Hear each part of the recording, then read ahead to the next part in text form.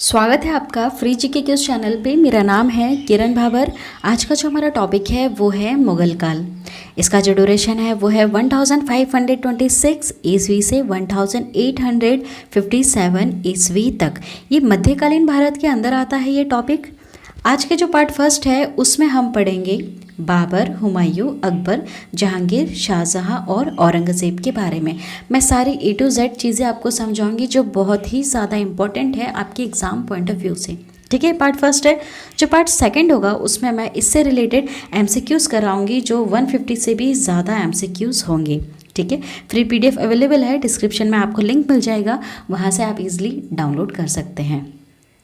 मैं दो बुक का यूज़ करती हूँ जो बहुत ही ज़्यादा इंपॉर्टेंट बुक्स हैं, लूसेंट और दूसरी हो गई एनसीईआरटी। दोनों का डाटा मैंने यहाँ पर कलेक्ट किया है। हम इतिहास को समझेंगे, रटेंगे बिल्कुल नहीं। ठीक है, जितना आप समझोगे उतनी अच्छी तरह से आप इससे रिलेटेड एमसीक्यूज़ को कर पाओगे। सारे एग्ज़ाम के लिए है ये। ठीक है, जितने भी आप गवर्नमेंट एग्ज़ाम की प्रिपरेशन कर रहे हो या फिर कभी भी इन फ्यूचर में दोगे तो ये टॉपिक तो बहुत ही ज़्यादा इंपॉर्टेंट है। ठीक है, वीडियो स्टार्ट करते हैं। एक छोटी सी रिक्वेस्ट करती हूँ मैं आप लोगों से, प्लीज़ देखिए ये हमारा न्यू चैनल है, हमें आपके सपोर्ट की ज़रूरत है। सपोर्ट करने के लिए आपको सिर्फ हमारे चैनल को सब्सक्राइब करना होता है। आप न्यू आए हैं चैनल पे, चैनल सब्सक्राइब नहीं किया है तो प्लीज़ सब्सक्राइब ज़रूर कीजिएगा। वीडियो स्टार्ट करते हैं। बेसिक से समझाऊंगी, सारी चीज़ें समझाऊंगी बहुत ही अच्छी तरह से। आपको बस वीडियो को स्किप बिल्कुल नहीं करना है और लास्ट तक अच्छी तरह से आपको देखना है। आप जितना ध्यान से सुनेंगे, समझेंगे, उतनी ही फटाफट आप इससे रिलेटेड 150 से भी ज़्यादा एमसीक्यूज़ को मैं आपको कवर करवा दूंगी और फटाफट आप उनका आंसर दे पाओगे। ठीक है, रटने की बिल्कुल ज़रूरत नहीं पड़ेगी, आपको दिमाग में छप जाएगा, बिल्कुल आपको अच्छी तरह से याद हो जाएगा।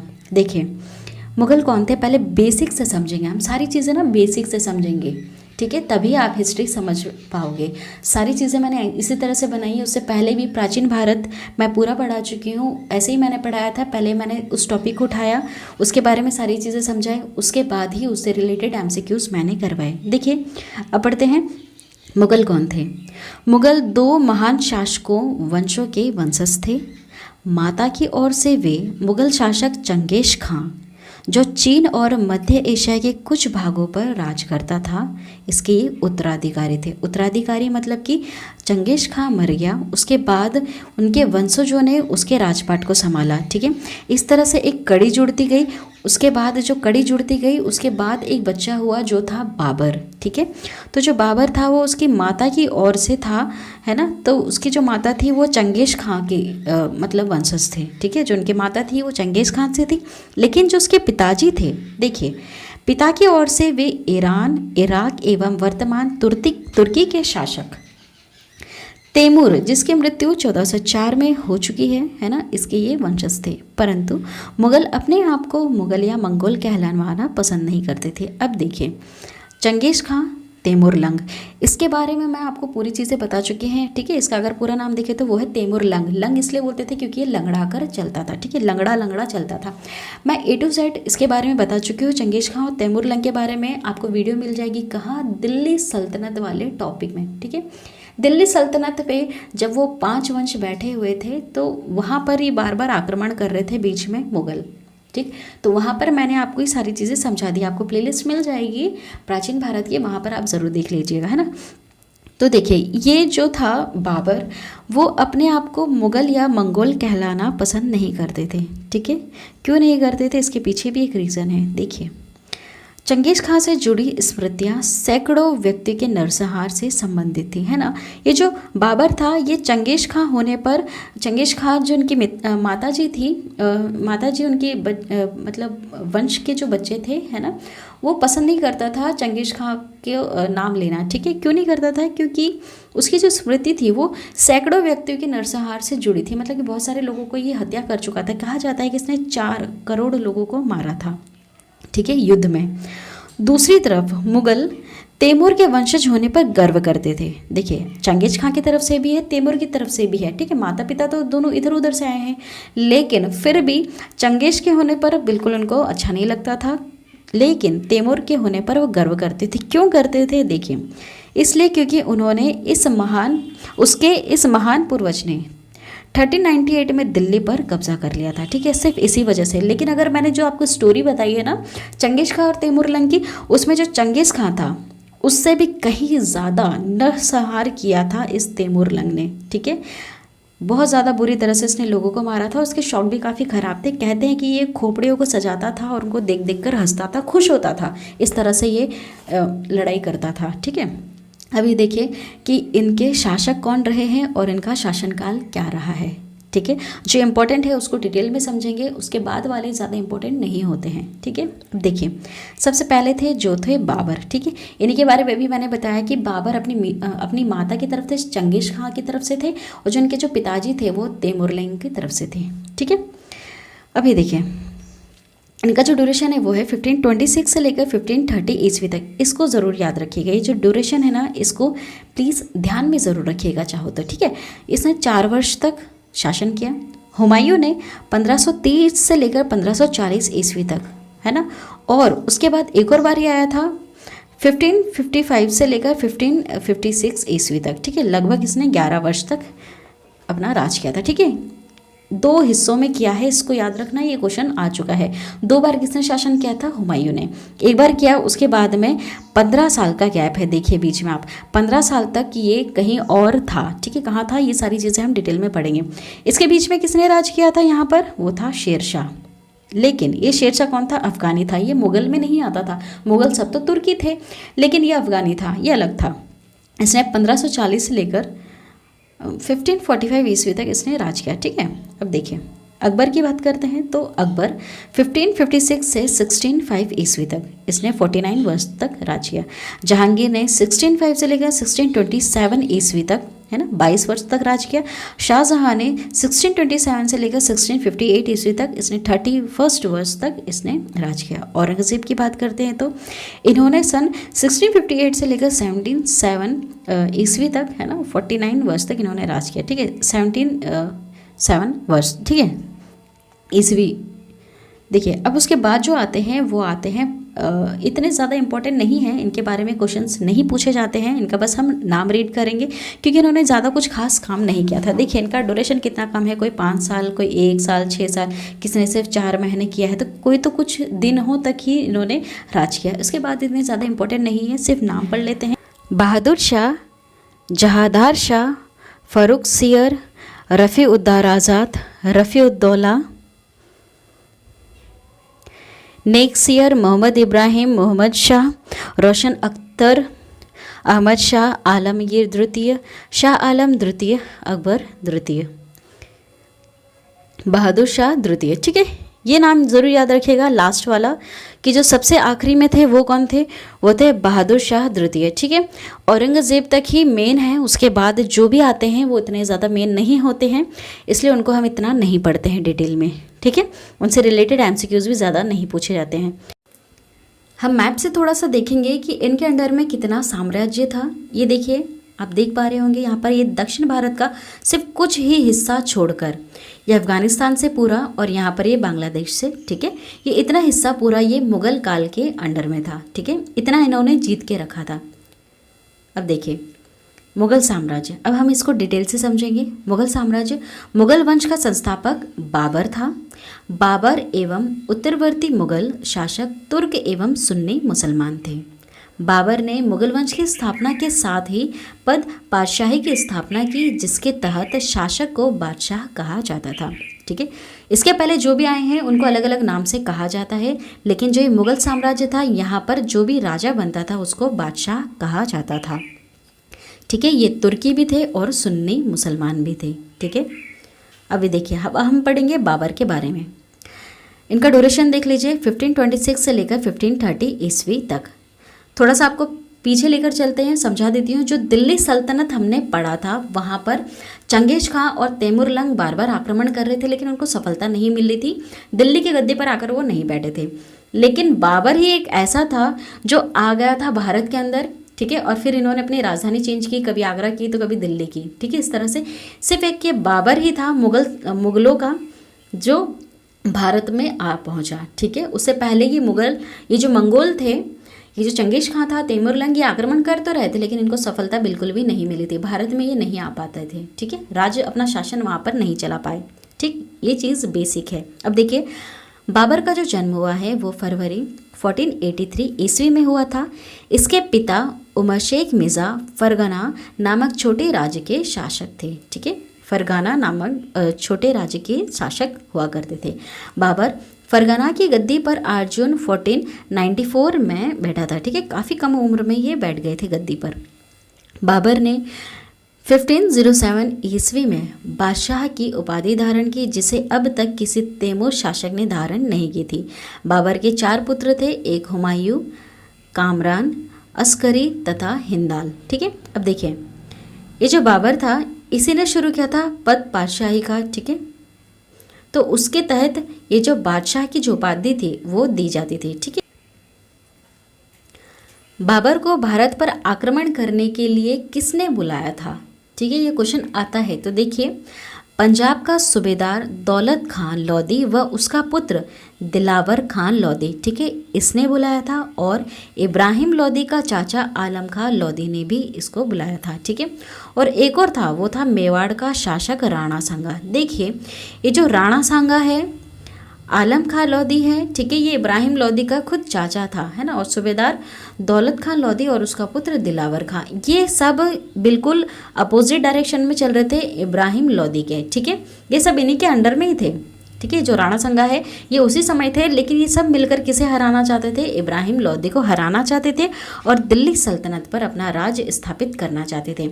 इसको हराने के लिए इन लोगों ने किसे बुलाया? बाबर को बुलाया भारत में। ठीक है, अब देखिए, बाबर ने भारत पर 5 बार आक्रमण किया।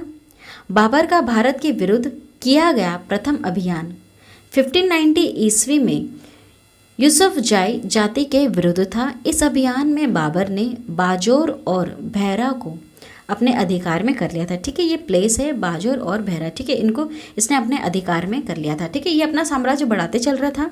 ठीक है, अब देखिए, पानीपत के प्रथम युद्ध में बाबर ने पहली बार तुगलमा युद्ध नीति एवं तोपखाने का प्रयोग किया। क्वेश्चन पूछा जाता है कि सबसे पहले तोपखाने का प्रयोग किसने किया था? तो वो बाबर ने किया था। ठीक है, किस नीति के तहत?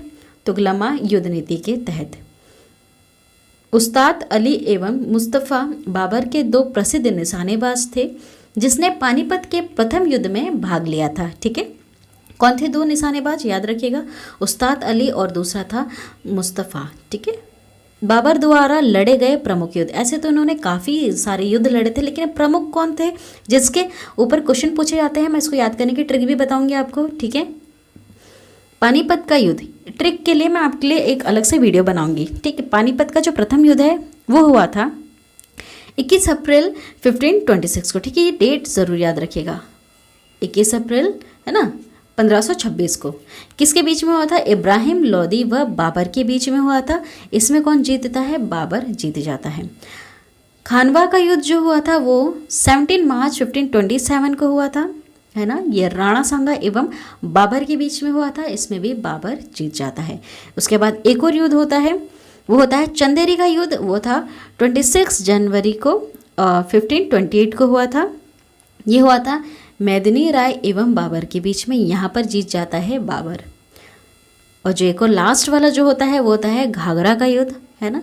वो होता है 6 मई 1529 को अफगानों एवं बाबर के बीच में होता है। ठीक है, अफगान एवं बाबर के बीच में होता है और यहाँ पर भी बाबर क्या होता है? विजय हो जाता है।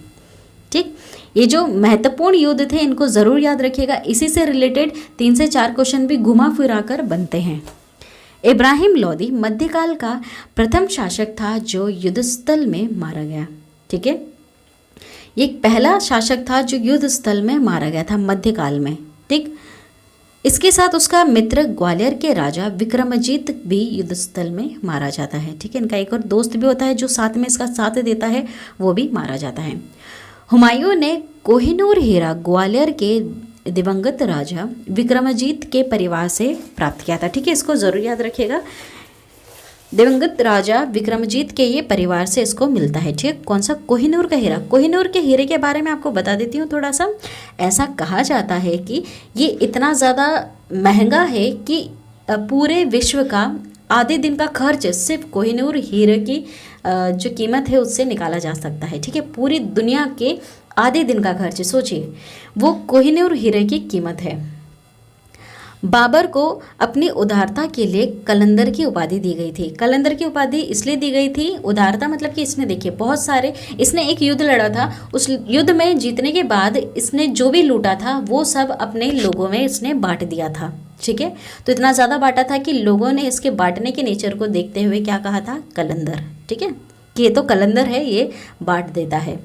बाबर ने मुसलमानों को तगमा नामक कर से मुक्त कर दिया था। ठीक है, तरह तरह के इन्होंने कर लगाए थे। ठीक है, कर टैक्स होता है, आप कुछ भी कर रहे हो तो उसके लिए आपको टैक्स देना होगा, जो भी आपकी सरकार है। तो बाबर का राज था, तो बाबर एक तरफ से सरकार है, तो वहाँ पर जो भी कर थे, ठीक है, उनको ये मुक्त भी करता था और अपने हिसाब से लगा भी देता था।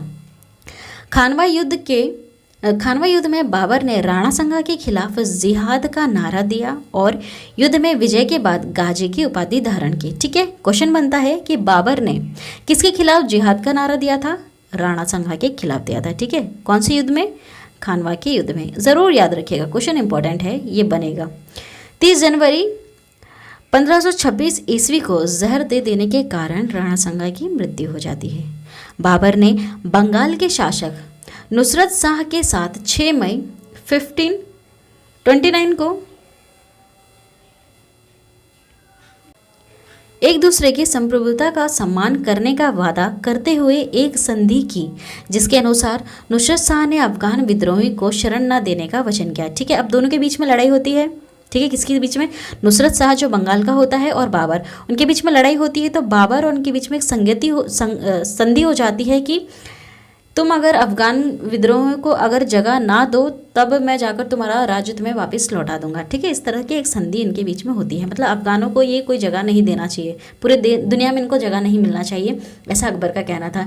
क्योंकि अफगान था, इब्राहिम लोदी था, वो तो अफगान था और ये अफगानी इनके खिलाफ थे काफ़ी। ठीक है, इसलिए इनके खिलाफ होने के कारण ये नहीं चाहता था कि इनको कोई भी शरण दे। करीब 48 वर्ष की आयु में 26 दिसंबर 1530 ईस्वी को आगरा में बाबर की मृत्यु हो जाती है। कहाँ होती है मृत्यु, याद रखिएगा, आगरा में मृत्यु होती है बाबर की। प्रारंभ में बाबर के शव को आगरा के आराम बाग में दफनाया गया, बाद में काबुल में उसके द्वारा चुने गए स्थान पर दफनाया गया। ठीक है, देखिए सबसे पहले कहाँ दफनाया गया, याद रखिएगा, आगरा के आराम बाग में। ठीक है, लेकिन दूसरी बार कहाँ दफनाया जाता है, वो काबुल में दफनाया जाता है। ठीक है, और कहा जाता है कि काबुल उसको कौन लेकर चला गया था, उसकी एक बीवी थी। ठीक है, जो विधवा थी, अफगानी की विधवा थी, इसकी बीवी थी, वो उसको ले जाती है और दूसरी जगह जाकर क्या करती है, उसको दफना देती है। ठीक है, बाबर की मातृभाषा तुर्की थी, लेकिन वह अरबी और फारसी का भी अच्छा ज्ञाता था। ठीक है, इसको ज़रूर याद रखिएगा, इनकी जो मातृभाषा थी वो तुर्की थी, इसलिए इन लोगों को तुर्की भी कहा जाता है। ठीक है, तुर्की कहा जाता है, सुन्नी मुसलमान भी कहते हैं। वह अरबी और फारसी का अच्छा ज्ञाता था। ठीक है, अच्छा नॉलेज था। बाबर ने अपनी आत्मकथा बाबरनामा तुर्की में की रचना की। ठीक है, ये जो बाबरनामा है ये तुर्की में लिखी गई है और ये खुद बाबर ने लिखी है, इसको ज़रूर याद रखिएगा, ये क्वेश्चन है। बाबर ने अपनी आत्मकथा बाबरनामा लिखी है जो तुर्की लैंग्वेज में है और इसने खुद में लिखी है। ठीक है, अब देखिए जिसका अनुवाद बाद में फारसी भाषा में अब्दुल रहीम खानका ने किया था। देखिए ये बुक लिखी तो गई तुर्की में, लेकिन इसको फारसी भाषा में कन्वर्ट करके इसका प्रकाशित किसने किया, अनुवाद करना मतलब वही प्रकाशित करना, वो अब्दुल रहीम खानका ने किया था। ठीक है, कौन है अब्दुल रहीम खानका, ये मैं अभी आपको आगे बताऊंगी। अपनी आत्मकथा के बारे में औपचारिक बागों की योजना और उनके बनाने में अपनी रुचि का वर्णन किया है। ठीक है, जो आत्मकथा लिखी है ना इन्होंने, इसमें इसके बारे में लिखा है कि इसको बहुत ज़्यादा इंटरेस्ट था। ठीक है, अब ये देखिए होता क्या था, कैसा था ये दिखने में, इसको बताते हैं अभी। अक्सर ये बाग दीवार से घिरे होते थे तथा कृत्रिम नहरों द्वारा 4 भागों में विभाजित आयताकार अहाते में स्थित थे। ठीक है, 4 समान हिस्सों में बांटे होने के कारण ये 4 बाग कहलाते थे। 4 बाग मतलब कि अगर कहा जाए तो झरने जैसा डिज़ाइन बनाते थे। ठीक है, मतलब कि पेड़ अच्छे फूल पौधे लगे हुए हैं और उनके बीच से पानी बह रहा है। ठीक है, इस तरह से कुछ ये शेप बनाया करते थे और इनको ये बनाना बहुत अच्छा लगता था। ये बाग हुआ करते थे। ठीक है, इनको बाग कहते थे, इन्हें काफ़ी अच्छा लगता था बनाना। किसे लगता था ये ज़रूर याद रखिएगा, बाबर को। ठीक है, क्वेश्चन आएगा। 4 बाग बनाने की परंपरा की शुरुआत अकबर के समय में से हुई है। ठीक है, अब ये परंपरा कब से शुरू होती है, अकबर के समय से होती है, लेकिन बनाना किसे पसंद था, बाबर को। बाबर को मुबइयान नामक पदशैली का भी जन्मदाता माना जाता है। ठीक है, इसे ज़रूर याद रखिएगा, मुबइयान नामक पदशैली। ठीक है। बाबर प्रसिद्ध नक्शबंदी सूफी ख्वाजा उबैदुल्ला अहरार का अनुयायी था। ठीक है, ये इनको फॉलो करता था। ये जो सूफी संत है, इनके बारे में मैं आपको सूफी आंदोलन वाले टॉपिक में सारी चीज़ें पढ़ा चुकी हूँ। ठीक है, मध्यकालीन भारत में प्लेलिस्ट है मध्यकालीन भारत, वहाँ आप देखिएगा सूफी आंदोलन, सारी चीज़ें वहाँ पर मैं आपको बता चुकी हैं। जितने भी सूफी संत होते हैं उनके बारे में वहाँ पर अच्छी तरह से समझाया हुआ है। बाबर का उत्तराधिकारी कौन होता है? हुमायूं होता है। ठीक है, ये इनका बेटा होता है। अब देखिए, हुमायूं 1530 से लेकर 1556 ईस्वी तक इनका ड्यूरेशन रहता है। नसीरुद्दीन हुमायूं, देखिए इनके दो नाम होते हैं, बचपन का नाम अलग होता है और जब ये गद्दी को संभालते हैं तब ये अपना अलग नाम रखते हैं। ठीक है, 29 दिसंबर 1530 ईस्वी को आगरा में 23 वर्ष की अवस्था में सिंहासन पर ये बैठते हैं। गद्दी पर बैठने से पहले हुमायूं बदखशा का सूबेदार होता है। ठीक है, बदखशा एक जगह है, उनका ये सूबेदार होता है। ठीक है, गद्दी पर बैठने से पहले अपने पिता के निर्देश के अनुसार हुमायूं ने अपने राज्य का बंटवारा अपने भाइयों को कर दिया। ठीक है, जो इनके पिताजी थे, है ना, बाबर, वो कह के जाते हैं कि अपना शासन ये इनको बांट देना। ठीक है, सब में बांट कर ही खाना, अकेले मत खाना, और यही इसकी सबसे बड़ी गलती होती है। इसने कामरान को काबुल और कंधार दिया। ठीक है, किसको? कामरान जो उसका भाई होता है उसको काबुल और कंधार दे देता है। मिर्ज़ा अस्करी को संभल दे देता है। मिर्ज़ा हिंदाल को अलवर एवं मेवाड़ की जहांगीरी इनको दे देता है। ठीक है, इन सब में ये हिस्सा बांट देता है, लेकिन ये सारे इस हिस्से से संतुष्ट नहीं होते हैं और यही मिलकर किसके खिलाफ लड़ाई शुरू कर देते हैं? हुमायूं के खिलाफ लड़ाई शुरू कर देते हैं। अपने चचेरे भाई सुलेमान मिर्ज़ा को हुमायूं ने बदकशा प्रदेश दे दिया। गुलबदन बेगम हुमायूं की पुत्री थी। इनका नाम याद रखिएगा, बीच में बार बार आएगा। गुलबदन बेगम कौन है? हुमायूं की पुत्री हैं। 1533 ईस्वी में हुमायूं ने दिनपनाह नामक नगर की स्थापना की थी। जो एक लाइन में आपको बताती हूँ उसी में से तोड़कर दो तरह से क्वेश्चन बनाकर एग्जाम में पूछ लेते हैं। पहला क्वेश्चन कि सन 1533 ईस्वी में हुमायूं ने कौन से नगर की स्थापना की थी? तो उसका उत्तर होगा दिनपनाह। एक तरफ से इस तरह से पूछा जा सकता है कि हुमायूं के द्वारा दिनपनाह नामक नगर की स्थापना किस सन में की गई? तो उसका उत्तर होगा 1533 ईस्वी में। ठीक है, क्वेश्चन इस तरह से घुमा के भी पूछ सकते हैं, इसलिए ध्यान से सुनिएगा। चीसा का युद्ध इंपॉर्टेंट है। चीसा का युद्ध 25 जून 1539 ईस्वी में शेर खां एवं हुमायूं के बीच हुआ। ठीक है, किसके बीच में? शेर खां और हुमायूं के बीच में होता है। इस युद्ध में शेर खां विजयी रहा। इस युद्ध के बाद शेर खां ने शेरशाह की पदवी ग्रहण की। ठीक है, जो शेरशाह नाम बीच में आ जाता है ना, ये शेर खां होता है। बिलग्राम या कन्नौज युद्ध, इसको भी याद रखिएगा। 17 मई 1540 ईस्वी में शेर खां एवं हुमायूं के बीच युद्ध होता है। एक और बार होता है। ठीक है, इसके ठीक एक साल बाद एक और बार इनके बीच में युद्ध होता है। इस युद्ध में भी हुमायूं पराजित होता है। शेर खां ने आसानी से आगरा एवं दिल्ली पर कब्जा कर लिया। बिलग्राम युद्ध के बाद हुमायूं सिंध चला गया, जहां उसने 15 वर्षों तक घुमकड़ों जैसा निर्वासित जीवन व्यापित किया। ठीक है, देखिए ये उससे पहले तो था, दो बार इनके बीच में युद्ध होता है। ठीक है, तो एक बार ये अपनी दिल्ली की गद्दी छोड़कर चला जाता है। ठीक है, वापस से आता है एक और बार बीच में। ठीक है, हुमायूं दो बार बीच में शासन करता है, मैं आपको पहले बता चुकी हूँ। तो ये इसके साथ किसका युद्ध होता है? शेरशाह का युद्ध होता है, और शेरशाह के साथ ये हार जाता है तो वापस चला जाता है, और 15 साल तक ये घुमकड़ों जैसे वहाँ पर घूमने लगता है। ठीक है,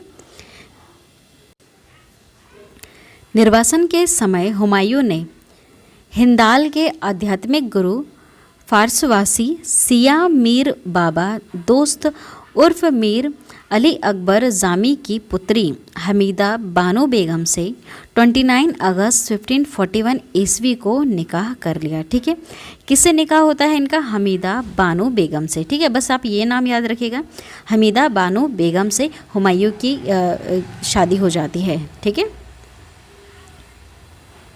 उसके बाद क्या होता है? कालांतर में हमीदा से ही अकबर जैसे महान सम्राट का जन्म होता है। ठीक है, कालांतर मतलब कि आगे चलकर। 1555 में हुमायूं के शूरी शासक सिकंदर को पराजित कर पुनः दिल्ली की गद्दी पर ये बैठ जाता है। 2 बार होता है।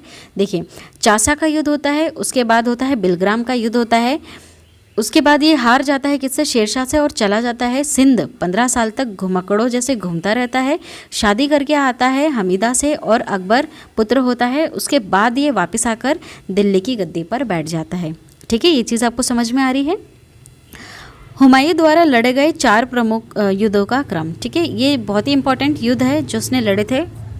देवरा लड़ा था 1531 ईस्वी में। चौसा 1539 ईस्वी में। बिलग्राम का युद्ध लड़ा था 1540 एवं सरहिंद का युद्ध लड़ा था 1555 ईस्वी में। ठीक है, ये युद्ध ज़रूर याद रखिएगा इनके। 1 जनवरी 1556 ईस्वी को दिन पनाह भवन में स्थित पुस्तकालय शेर मंडल की सीढ़ियों से गिरने के कारण हुमायूं की मृत्यु हो जाती है। इसे ज़रूर याद रखिएगा। इनकी मृत्यु कैसे होती है? दिन पनाह भवन में स्थित पुस्तकालय शेर मंडल की सीढ़ियों से गिरने के कारण ही हुमायूं की मृत्यु होती है। ठीक है, और दिन पनाह किसने नगर की स्थापना किसने की थी? ये हुमायूं ने ही की थी। ठीक है, अब देखिए इनके बारे में क्या कहते हैं एक इतिहासकार। हुमायूं के बारे में इतिहासकार लेनपुल ने कहा है कि हुमायूं गिरते पड़ते इस जीवन से मुक्त हो गया, ठीक उसी तरह जिस तरह तमाम जिंदगी वह गिरते पड़ते चलाता रहता था। ठीक है, चलाता रहा था। हुमायूं नामा की रचना गुलबदन बेगम ने की थी। कौन है गुलबदन बेगम? ये इनकी पुत्री है। ठीक है, इसकी रचना इनकी बेटी ने की थी।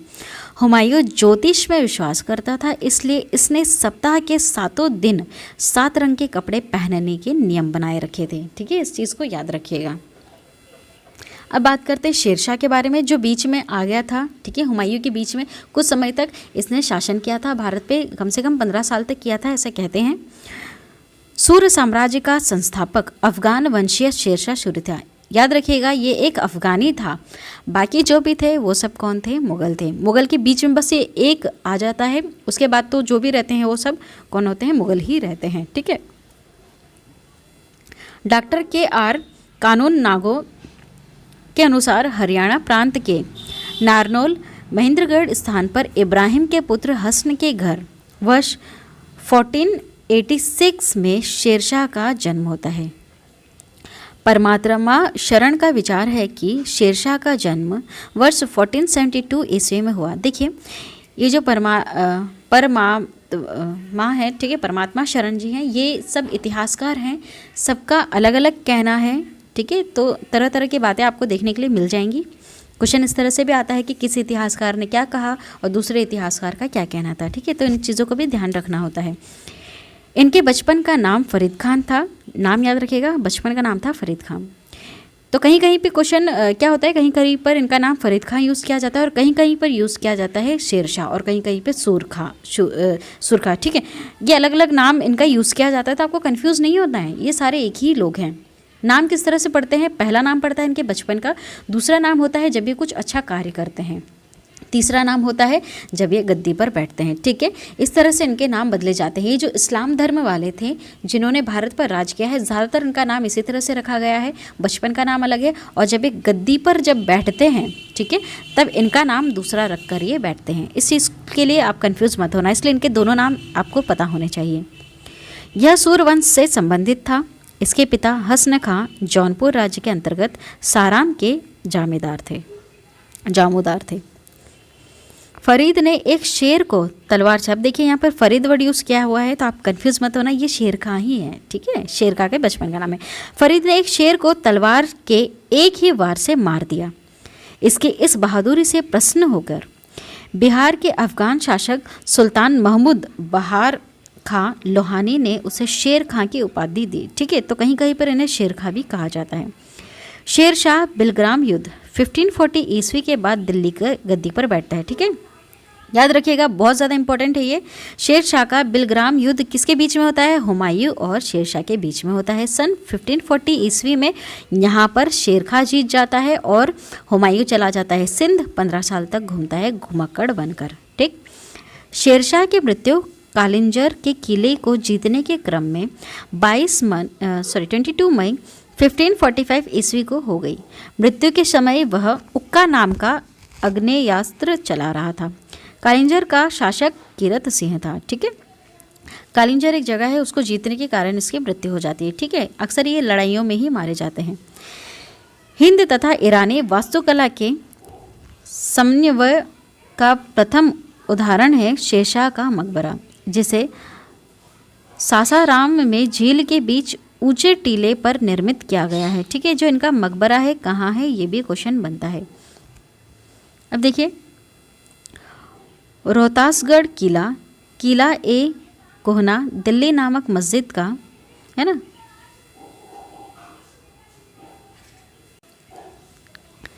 निर्माण शेरशाह के द्वारा किया गया था। ठीक है, इसे ज़रूर याद रखिएगा। रोहतासगढ़ किला, किला ए कोहना जो दिल्ली में है नामक मस्जिद है ये। ठीक है, इनका निर्माण किसने करवाया था? शेरशाह ने करवाया था। इसे ज़रूर याद रखिएगा, क्वेश्चन आते हैं इस तरह से भी। शेरशाह का उत्तराधिकारी उसका पुत्र इस्लाम शाह था। शेरशाह ने भूमि की माप के लिए 32 अंक वाला सिकंदरी गज एवं सन की डंडी का प्रयोग किया था। इसने 178 ग्रेन चांदी का रुपया व 380 ग्रेन तांबे के दाम चलवाए थे।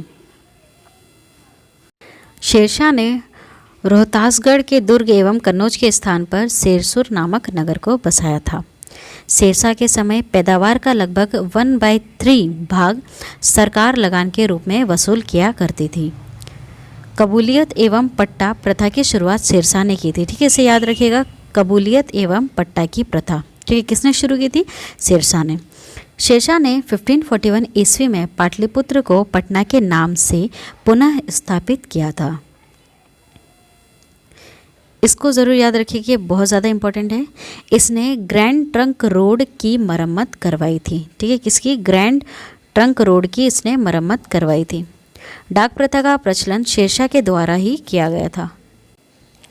ठीक है, ये क्वेश्चन आता है कि डाक प्रथा का प्रचलन सबसे पहले किसने शुरू करवाया था? तो वो शेरशाह के द्वारा करवाया गया था। ये दोनों इंपॉर्टेंट पॉइंट है, इन्हें ज़रूर याद रखिएगा। मलिक मोहम्मद जायसी शेरशाह के समकालीन थे।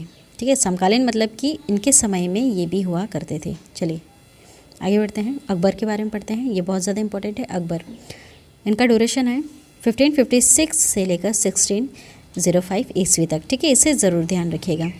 अकबर के समकालीन शासक कौन कौन रहे अकबर के समय में और कौन कौन कहाँ कहाँ राज कर रहे थे, ये भी जानना ज़रूरी है। देखिए, रानी एलिजाबेथ जिनके बारे में हम बहुत सुनते आए हैं, ये 1558 से लेकर 1603 ईस्वी में ये इंग्लैंड पर राज कर रही थी। शाह अब्बास 1588 से 1629 ईस्वी में ये ईरान पर राज कर रहे थे। जार इवान फोर्थ ये बेसिलिएविच, ठीक है, इनका जो ड्यूरेशन है 1530 से लेकर 1584 ईस्वी में ये रूस पर राज कर रहे थे। सम्राट अकबर का जन्म 15 अक्टूबर 1542 ईस्वी को हमीदा बानो बेगम के गर्भ से अमरकोट के राणावीर साल के महल में हुआ। ठीक है, ज़रूर याद रखिएगा, हमीदा बानो बेगम के गर्भ से होता है। ठीक है, और इनके पिताजी का नाम होता है हुमायूं। अकबर के बचपन का नाम होता है जलाल। ठीक, देखिए बचपन का नाम अलग होता है और जब ये बैठते हैं गद्दी पर तो अपना नाम बदल कर बैठते हैं अकबर रख के। उसका राज्याभिषेक 14 फरवरी 1556 ईस्वी को पंजाब के कलानौर नामक स्थान पर हुआ था। ठीक है, राज अभिषेक होता है इनका, मतलब कि ये गद्दी पर उस समय बैठते हैं। अकबर का शिक्षक अब्दुल लतीफ़ ईरानी विद्वान था। जलालुद्दीन मोहम्मद अकबर, ठीक है, अगर पूरा नाम इनका देखा जाए तो वो है जलालुद्दीन मोहम्मद अकबर। बादशाही गाजी की उपाधि से राज सिंहासन पर ये बैठ जाते हैं। बैरम खां शिया मतावलंबी 1556 से 1560 ईस्वी तक अकबर का संरक्षण रहा है। ठीक है, ये जो बैरम खां है ये इनके संरक्षण रहे हैं क्योंकि ये काफ़ी छोटे थे तो इनको कोई संभालने वाला चाहिए था। ठीक है, तो कौन थे? वो थे बैरम खां। वह बदखशा का निवासी था, उसे प्यार से खानी बाबा भी कहा जाता था। पानीपत की दूसरी लड़ाई 5 नवंबर 1556 ईस्वी को अकबर और हेमू के बीच में होता है। ठीक है, इसे ज़रूर याद रखिएगा। जो दूसरी लड़ाई होती है वो किसके बीच में होती है? अकबर और हेमू के बीच में होती है। ठीक है, पहली लड़ाई किसके बीच में हुई थी वो भी मैंने आपको बता दिया है। इब्राहिम लोदी और बाबर के बीच में वो पहला युद्ध होता है पानीपत का, ठीक है। अगर सन देखा जाए तो वो हुआ था 21 अप्रैल 1526 ईस्वी को हुआ था, ठीक है। अब देखिए 31 जनवरी 1561 को मक्का की तीर्थ यात्रा के दौरान पाटन नामक स्थान पर मुबारक खां नामक युवक ने बैरम खां की हत्या कर दी थी, ठीक है। यहाँ पर अब ये जो बैरम खां होते हैं इनकी हत्या कौन कर देता है? मुबारक खां नामक युवक करता है। ये इनके संरक्षक होते हैं, ठीक है। अब देखिए हल्दीघाटी का युद्ध 15 जून 1576 ईस्वी को मेवाड़ के शासक महाराणा प्रताप एवं अकबर के बीच में होता है, ठीक है। ये जो जितने भी युद्ध हैं उनको याद करने की मैं ट्रिक आपको एक अलग वीडियो में बता दूंगी। इस युद्ध में अकबर विजयी हुआ। इस युद्ध में मुगल सेना का नेतृत्व मानसिंह एवं आसफ खां ने किया था। अकबर का सेनापति मानसिंह होता है इस समय, ठीक है। हल्दीघाटी युद्ध के समय कुंभलगढ़ राणा प्रताप की राजधानी थी, ठीक है। राणा प्रताप की ये राजधानी थी, कौन सी? कुंभलगढ़ जगह, ठीक है। राणा की ओर से इस युद्ध में हाकिम खां सुर के नेतृत्व में एक अफगान फौजी टुकड़ी एवं भीलों की एक छोटी सी सेना ने भाग लिया था, ठीक है। महाराणा प्रताप की मृत्यु 19 जनवरी 1597 ईस्वी को एक सख्त धनुष की प्रत्यंचा चढ़ाते समय अंदरूनी चोट लग जाने के कारण हो जाती है, ठीक है। धनुष में कुछ कार्य कर रहे थे, इस वजह से इनकी मृत्यु हो जाती है। हल्दीघाटी के युद्ध के बाद राणा प्रताप ने डूंगरपुर के निकट चायण में नई राजधानी बनाई। महाराणा प्रताप के घोड़े का नाम चेतक एवं हाथी का नाम रामप्रसाद था, ठीक है। इसे ज़रूर याद रखिएगा, घोड़े का नाम चेतक, हाथी का नाम रामप्रसाद। दिन ए इलाही धर्म का प्रधान पुरोहित अकबर था। ये बहुत ज़्यादा इम्पोर्टेंट है, ठीक है। इसके ऊपर एक स्टार बना देते हैं, ये बहुत ज़्यादा इम्पोर्टेंट है। बता देती हूँ पहले, दिन ए इलाही धर्म होता क्या है। इसमें क्या होता है, हर धर्म हर जाति को ये एक समान मानते हैं, ठीक है। कौन? अकबर। इसलिए इनको महान सम्राट कहते थे। जो जैन धर्म होता था, बौद्ध धर्म, हिंदू धर्म, जो भी धर्म होते थे, फारसी धर्म, ठीक है, सिख धर्म, इन सबको ही एक मानते थे। मतलब किसी को छोटा नहीं बड़ा नहीं ऐसा कुछ नहीं कहते थे, सबकी एक समान वैल्यू थी इनके मन में, ठीक है। उसी को एक धर्म का नाम दिया था, ये था दिन ए इलाही, मतलब कि सारे धर्म एक समान होते हैं, सबकी इज्जत हमें करनी चाहिए, ठीक है। तो ये भी एक तरफ से इन्होंने धर्म चला दिया था। दिन ए इलाही धर्म स्वीकार करने वाला प्रथम एवं अंतिम हिंदू शासक राजा बिरबल था, ठीक है। कौन था? बिरबल था। महेशदास नामक ब्राह्मण को राजा बिरबल की पदवी दी गई थी, जो हमेशा अकबर के साथ रहता था, ठीक है। राजा बिरबल का नाम क्या था? वो था महेश दास, ठीक है। ये नाम याद रखना, महेश दास नामक का ये एक ब्राह्मण था, ठीक है, जिसे राजा बिरबल कहा गया था। कहते हैं ना अकबर बिरबल, तो ये है अकबर और ये है इनके बिरबल, जो इनके हमेशा साथ में रहते थे। ये एक तरह के ब्राह्मण थे और इनका नाम था महेश दास, ठीक है। क्वेश्चन आता है, अकबर ने जैन धर्म के जैनाचार्य हरिविजय सूरी को जगत गुरु की उपाधि दी थी, ठीक है। देखिए यहाँ पर इन्होंने जैन धर्म को भी वैल्यू दी है, ब्राह्मणों को भी वैल्यू दी है, ठीक है। मतलब ये सबको एक वैल्यू देते थे, सही समझते थे सबको, और मतलब इज्जत करते थे सबकी, ठीक है, अकबर। तो इन्होंने कौन सा धर्म चलाया था? दिन ए इलाही, ठीक है। उस धर्म के तहत ये सबकी इज्जत करते थे, है ना, याद रखिएगा। अकबर ने शाही दरबार में एक अनुष्ठान के रूप में सूर्योपासना शुरू करवाई, ठीक है। सूर्योपासना शुरू करवाई। अब देखिए, राजस्व प्राप्ति की जब्ती प्रणाली अकबर के शासनकाल में प्रचलित थे, ठीक है। क्या होता है जब्ती प्रणाली? मैं आपको थोड़ा सा बता देती हूँ इसके बारे में। देखिए, जब्ती प्रणाली में होता है कि इसमें बोई गई फसल के आधार पर लगान का निश्चित किया जाता था, ठीक है, जो नकद में लिया जाता था, ठीक है। ये जो लगान होता था इसको कैसे लेते थे? ये बिल्कुल नकदी लेते थे, मतलब कि फसल नहीं लेते थे, इनसे नकदी लेते थे। किसमें? जब्ती प्रणाली में, ठीक है, नगद चीज़ लेते थे। अकबर के दीवान राजा टोडरमल खत्री जाति ने 1580 10 साल बंदोबस्त व्यवस्था लागू की। अकबर के दरबार का प्रसिद्ध संगीतकार तानसेन था। ठीक है, इसे ज़रूर याद रखिएगा, तानसेन था। ठीक है, ये प्रसिद्ध संगीतकार था। तानसेन, बिरबल, इनके नाम काफ़ी ज़्यादा फेमस है, तो इनसे रिलेटेड भी क्वेश्चंस बहुत सारे आते हैं। ये अकबर के दरबार में था। गुजरात विजय के दौरान अकबर सर्वप्रथम पुर्तगालियों से मिला। ठीक है, और यही उसने सर्वप्रथम समुद्र को देखा था। समुद्र को अकबर ने उससे पहले कहीं नहीं देखा था। ये जब ये मिला था पुर्तगालियों से गुजरात विजय करने के बाद, वहाँ पर ही इन्होंने सबसे पहले समुद्र को देखा था। गुजरात अभियान को इतिहासकार स्मिथ ने संसार के इतिहास का सर्वाधिक द्रुतगामी आक्रमण कहा है। चलिए अब आगे बढ़ते हैं। अकबर के कुछ महत्वपूर्ण कार्य। ठीक है, ये क्वेश्चंस आते हैं।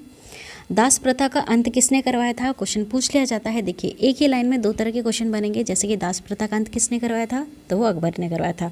किस सन में करवाया था, ऐसा भी पूछा जा सकता है, तो वो करवाया था 1562 में। अकबर को हरमदल से मुक्ति हुई थी। ठीक है, हरमदल एक क्या है, एक तरह का ये दल है। ठीक है, जिसमें इस्लाम धर्म के लोग कुछ जुड़े रहते थे, तो यहाँ से अपने आप को मुक्त कर लेते हैं ना, 1562 में। तीर्थ यात्रा कर समाप्त करते हैं 1563 में। जजिया कर भी समाप्त कर देते हैं 1564 में।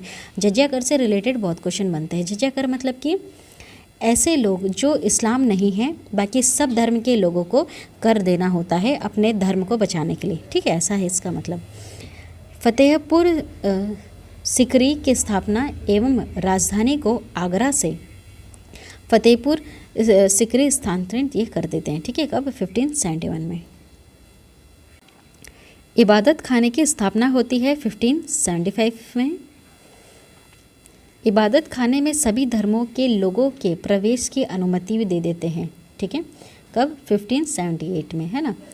मजहर की घोषणा करते हैं 1579 में।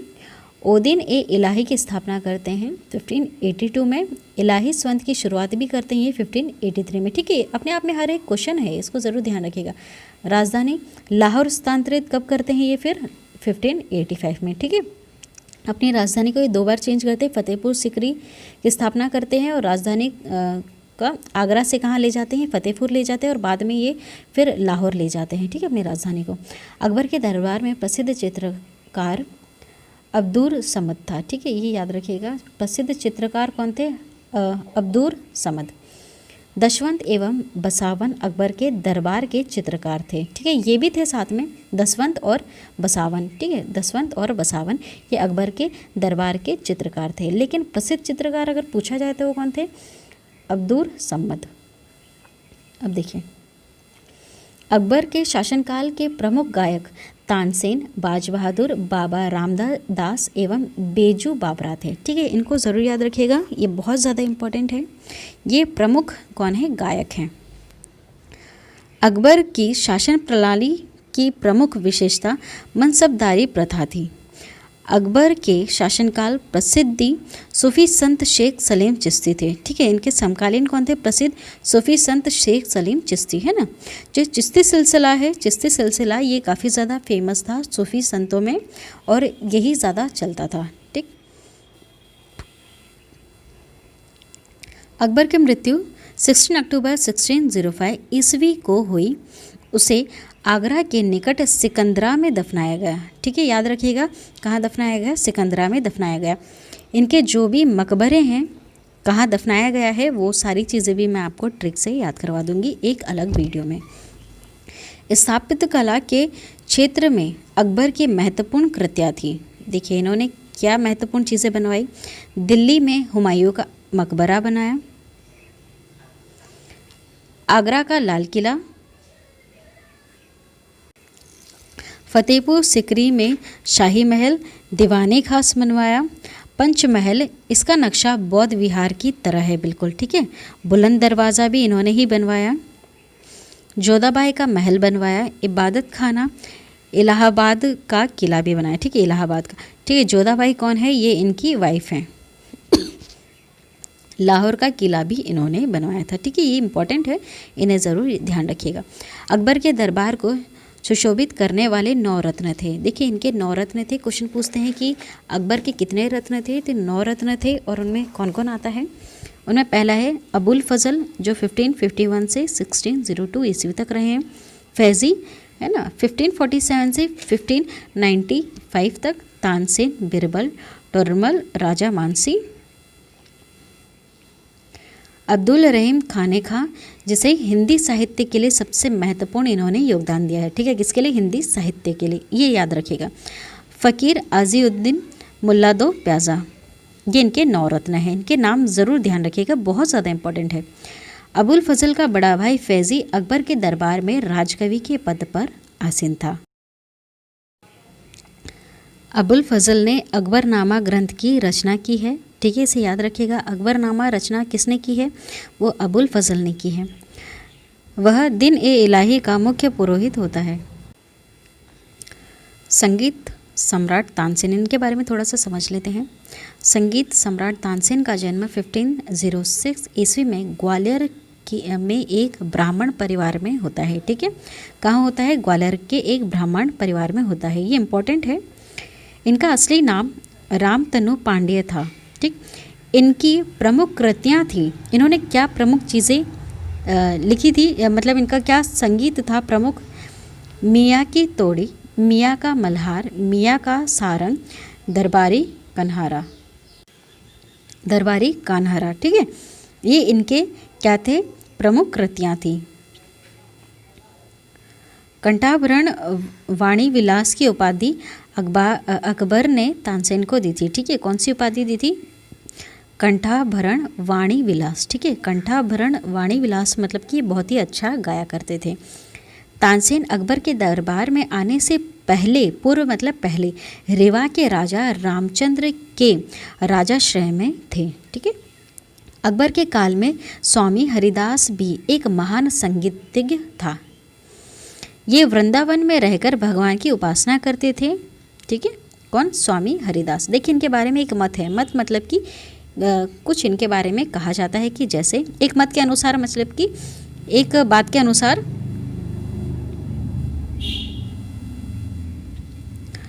हरिदास तानसेन के गुरु थे। ठीक है, ये जो हरिदास थे ये तानसेन के गुरु हुआते थे, जबकि कुछ विद्वान हरिदास एवं तानसेन दोनों को मानसी तोमर का शिष्य बतलाते हैं। ठीक है, अलग अलग तरह से लोग कुछ कहते हैं। यह भी प्रचलित है कि हरिदास का गाना सुनने के लिए अकबर को उनकी कुटिया पर जाना पड़ा, क्योंकि उन्होंने अकबर के दरबार में जाने से मना कर दिया था। उनका कहना था कि वे केवल अपने भगवान के लिए ही गाते हैं, दरबार से इनका कोई सरोकार नहीं है। ठीक है, ये दरबार में जाके नहीं गाएंगे, ये सिर्फ अपने भगवान के लिए गाते हैं, ऐसा इनका कहना था। अकबर को इनका गाना सुनना था, इसलिए इनकी कुटिया पर एक बार गए थे। ठीक है,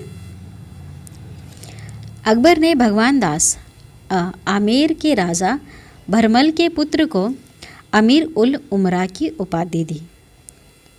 यूसुफ ज़इयों के विद्रोह को दबाने के दौरान बिरबल की हत्या हो गई है। ठीक है, बिरबल को मार दिया जाता है। क्यों मार दिया जाता है?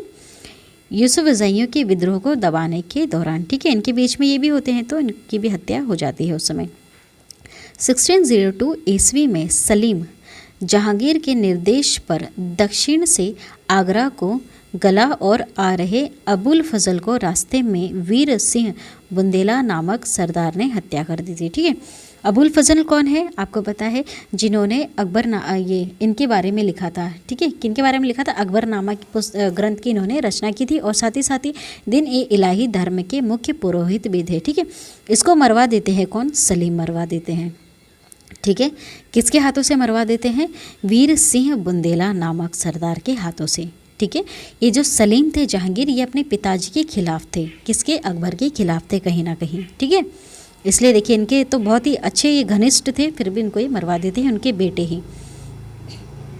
ठीक है, सलीम कौन है, जहांगीर कौन है? ये इनके बेटे हैं। ठीक है, अकबर के बेटे हैं। ठीक, मुगल सम्राट अकबर ने अनुवाद विभाग की स्थापना की थी। नवीब खां, अब्दुल कादिर बुदयूनी तथा शेख सुल्तान ने रामायण एवं महाभारत का फारसी अनुवाद किया व महाभारत का नाम रज़्मनामा युद्धों की पुस्तक रखा। ठीक है, देखिए इसको एक बार बता देती हूँ मैं आपको, क्योंकि ये इम्पोर्टेंट है।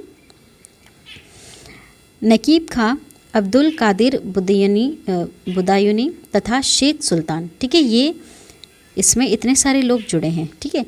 इन्होंने रामायण एवं महाभारत को फारसी में अनुवाद किया, ठीक है, फारसी लैंग्वेज में कन्वर्ट किया। और महाभारत का क्या नाम रख दिया, महाभारत तो रखेंगे नहीं, फारसी लैंग्वेज में चेंज करके इसका नाम पलट दिया रज़्मनामा, ठीक है, ये इंपॉर्टेंट है। युद्धों की पुस्तक जिसे कहा जाता है ना, रज़्मनामा का मतलब है युद्धों की पुस्तक। पंचतंत्र का फारसी भाषा में अनुवाद अबुल फजल ने अनवर ए शादात नाम से तथा मौलाना हुस्न फैज़ ने यार ए दानिश नाम से किया, ठीक है। ये जो पंचतंत्र की जो पुस्तक है ये मैंने आपको बताया है कि किसने लिखी है, ठीक है। सारी पुस्तकों के बारे में हम पहले पढ़ चुके हैं। तो इसको फारसी भाषा में कन्वर्ट किया, ठीक। दो लेखक थे, एक अनवर ए सादात, ठीक है, सॉरी दो लेखक थे, एक था अबुल फजल, है ना, इन्होंने अनवर ए शादात नाम से ये पुस्तक को लॉन्च किया। और दूसरे जो लेखक थे वो थे मौलाना हुसैन फैज़, इन्होंने यार ए दानिश नाम से इसका क्या किया, अनुवाद करवाया, ठीक है। इस नाम से फारसी भाषा में इसको कन्वर्ट करवा के इसका नाम भी बदल दिया। हाजी इब्राहिम सरहदी ने अर्थवेद का, मुला शाह मोहम्मद ने राजतरंगनी का और अबूदरहिम खानका ने तुजुक ए बाबरी का तथा फैज़ी ने लीलावती का फ़ारसी में अनुवाद करवाया, ठीक है। ये जो पहले नाम आ रहे हैं ना, ये जो इब्राहिम है, ठीक है, इन्होंने क्या किया, ये जो अर्थवेद जो पुस्तक है ना, इसका, और मुला शाह मोहम्मद ने राजतरंगनी बुक का, और अबूरहिम खानका ने तुजुक ए बाबरी का तथा फैज़ी ने लीलावती पुस्तक, इन पुस्तकों का इन्होंने क्या किया, फ़ारसी लैंग्वेज में इसका अनुवाद करवा दिया, ठीक है। फ़ारसी लैंग्वेज में इसको कन्वर्ट और इनका नाम भी बदल देते। फैज़ी ने नल दमयंती सूरदास द्वारा रचित कथा का फ़ारसी में अनुवाद कर उसका नाम सहेली रखा था, ठीक है। क्वेश्चन अगर आता है कि सहेली किस पुस्तक का नाम रखा गया, तो वो नल दमयंती का नाम रखा गया था, ठीक है। किस भाषा में अनुवाद करके, फारसी भाषा में, किसके द्वारा, फैज़ी के द्वारा। क्वेश्चन घुमा फिरा के आते हैं तो आपको एक लाइन को घुमा फिरा के भी आपको समझना चाहिए, ठीक है। चलिए, अकबर के काल को हिंदी साहित्य का स्वर्णकाल कहा जाता है। अकबर ने बिरबल को कविप्रिय एवं नरहरि को महापात्र की उपाधि प्रदान की। बुलंद दरवाज़ा का निर्माण अकबर ने गुजरात विजय के उपलक्ष्य में करवाया था। इंपॉर्टेंट पॉइंट है, बुलंद दरवाज़ा का निर्माण अकबर ने गुजरात विजय के उपलक्ष्य में करवाया था, है ना। चार बाग बनाने की परंपरा अकबर के समय में शुरू हुई थी, लेकिन शुरुआत किसने की थी, वो बाबर ने इसकी शुरुआत की थी, ठीक है, चार बाग की। अकबर ने श्री कलम की उपाधि अबू रसमद को एवं जड़ी कलम की उपाधि मोहम्मद हुसैन कश्मीरी को दी थी, ठीक है। ये याद रखना, ये जो उपाधि देते हैं उनसे भी रिलेटेड क्वेश्चन बनते हैं। तो जड़ी कलम की उपाधि मोहम्मद हुसैन कश्मीरी को दी थी, है ना, ये क्वेश्चन बनेगा आपका। मुगलों की राजकीय भाषा फारसी थी, ठीक है। इन्होंने ज़्यादातर चीज़ों का अनुवाद किस में करवाया था, फारसी भाषा में करवाया था, है ना। तो इनकी ये राजकीय भाषा थी फारसी। अकबर नगाड़ा नामक वाद्य यंत्र बजाया करता था, ठीक है। ये क्वेश्चन आएगा कि किस तरह का वाद्य यंत्र बजाते थे, तो वो था नगाड़ा नामक का, ठीक है। अब पढ़ेंगे जहांगीर के बारे में। 1605 से लेकर 1627 ईस्वी तक, देखिए, अकबर का उत्तराधिकारी सलीम हुआ, ठीक है। सलीम को ही जहांगीर कहते हैं, जो 24 अक्टूबर 1605 ईस्वी में नसरुद्दीन मोहम्मद जहांगीर बादशाही गाजी की उपाधि धारण करके गद्दी पर बैठता है। बचपन का नाम क्या था, सलीम, लेकिन जब गद्दी पर बैठा तो क्या नाम लेकर बैठा, नसरुद्दीन मोहम्मद जहांगीर बादशाही गाजी, ठीक है। जहांगीर का जन्म 30 अगस्त 1569 ईस्वी में होता है। अकबर ने अपने पुत्र का नाम सलीम सूफ़ी संत शेख सलीम चिश्ती के नाम पर रखा होता है, ठीक है। इनका सलीम नाम कहाँ से आता है, सूफ़ी संत होते हैं एक शेख सलीम चिश्ती, ठीक है, इनके नाम पर ही इनका नाम रखते थे, है ना। अकबर इनके फॉलोवर भी थे, उनको मानते भी थे। जहांगीर को न्याय की जंजीर के लिए याद किया जाता है। किसके लिए, न्याय की जंजीर के लिए। यह जंजीर सोने की बनी थी, जो आगरा के किले में शाहबूर्ज एवं यमुना तट पर स्थित पत्थर के खंभे में लगवाई हुई थी। जहांगीर द्वारा शुरू की गई तुजुक ए जहांगीरी नामक आत्मकथा को पूरा करने का श्रेय मोतनेन खां को जाता है, ठीक है। जहांगीर के सबसे बड़े पुत्र खुसरो ने 1606 ई में अपने पिता के विरुद्ध विद्रोह कर दिया। ठीक है, ये इनके बड़े बेटे होते हैं, ये इनके खिलाफ विद्रोह शुरू कर देते हैं। खुसरो और जहांगीर की सेना के बीच युद्ध जालंधर के निकट भैरावल नामक मैदान में एक इनके बीच में युद्ध होता है। खुसरो को पकड़कर कैद में डाल दिया जाता है। खुसरो की सहायता देने के कारण जहांगीर ने सिखों के 5वें गुरु अर्जुन देव को फांसी दिलवा दी थी। ठीक है, इनके बारे में मैं आपको अच्छी तरह से बता चुकी हूँ। सिख धर्म के जितने भी ये गुरु थे, ठीक है, 10 गुरु थे, उनको मैं अच्छी तरह से एक्सप्लेन किया है मैंने, बहुत ही अच्छी तरह से, और उनके जितने भी इंपॉर्टेंट पॉइंट्स थे वो सब भी मैं एक्सप्लेन आपको करवा चुकी हूँ। ठीक है, अहमदनगर के वजीर मलिक अंबर के विरुद्ध सफलता के से खुश होकर जहांगीर ने खुर्रम को शाहजहाँ की उपाधि प्रदान की। इनके 2 बेटे होते हैं, एक खुसरो और दूसरा था खुर्रम। ठीक है, खुर्रम जो था वही था शाहजहाँ। ठीक है, जो खुसरो था उसको तो जेल में डलवा दिया है ना, और जो खुर्रम था इनको अब ये शाहजहाँ बना देते हैं। 1622 ईस्वी में कंधार मुगलों के हाथ से निकल जाता है। शाह अब्बास ने इस पर अधिकार कर लिया होता है। ठीक है, किसने? शाह अब्बास ने अधिकार इस पर कर लिया होता है। नूरजहाँ कौन है, थोड़ा सा इनके बारे में समझ लेते हैं। ईरान निवासी मिर्ज़ा गयास बेग की पुत्री होती हैं। नूरजहाँ का वास्तविक नाम होता है महरुनिसा। 1594 ईस्वी में नूरजहाँ का विवाह अली कुली वैग से संपन्न हुआ। ठीक है, पहले इनका विवाह किससे होता है? अली कुली वैग से होता है। ठीक है, इसको ज़रूर याद रखिएगा, ये ईरान के निवासी मिर्ज़ा गयास बेग की पुत्री होती हैं। ठीक है, और इनका वास्तविक नाम क्या होता है नूरजहाँ का? महरुनिसा। अब देखिए, जहांगीर ने एक शेर मारने के कारण अली कुली वैग को शेर अफगान की उपाधि प्रदान की होती है। ठीक है, कुली वैग कौन होता है? इनका पति होता है, किनका? महरुनिसा। ये जो महरुनिसा नूरजहाँ इनका ये पहले पति होते हैं। ठीक है, 1607 ईस्वी में शेर अफगान की मृत्यु के बाद महरुनिसा अकबर की विधवा सलीमा बेगम की सेवा में नियुक्त होती है। ठीक है, समझिएगा, अब ये पॉइंट है समझने का। ये जो जहांगीर होते हैं, है ना, ये एक शेर मारने के कारण अली कुली वैग को शेर अफगान की उपाधि देते हैं। किसको? अली कुली वैग को। ये एक शेर मार देता है।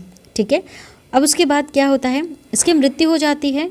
ठीक है, शेर अफगान भी किसका नाम है? ये इसी का नाम है ना, अली कुली वैग का। देखिए, ये जो इनकी उपाधि होती है ना, उसी से इनके नाम को भी लिया जाता है।